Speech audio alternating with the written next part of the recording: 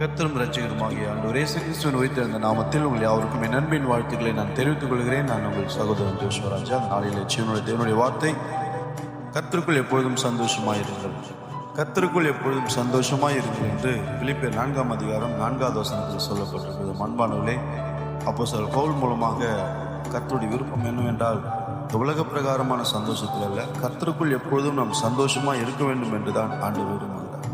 ஆகவே நம் கண்களை மூடி நாம் ஜெபம் செய்வோம். இரக்கத்தில் ஐஸ்வர்யம் படைத்த அன்பின் பரலோக தகப்பனே, கர்த்தருக்குள் எப்பொழுதும் சந்தோஷமாயிருங்கள்.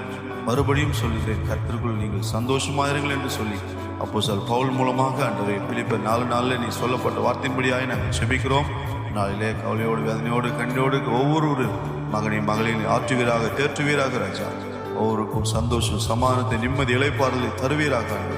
இயேசு கிறிஸ்துவின் நாமத்தில் கர்த்தருக்குள் எப்பொழுதும் உடைய வேதத்தை தியானித்து உடைய சமூகத்தில் நம்மை பாடி துதித்து சந்தோஷமாய் இருக்க என் கர்த்தர், என் ஆண்டவர் எனக்கு இருக்கிறார், அவர் எனக்கு போதும் என்று சொல்லி சந்தோஷமாய் காணப்பட ஒவ்வொரு இருதயங்களை ஆற்றி தேற்றுவீராக நாங்கள் ஜெபிக்கிறோம்.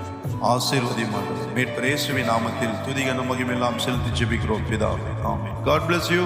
கர்த்தர் தாமே உங்களை யாவரையும் ஆசீர்வதிப்பாராக. Glory to Jesus.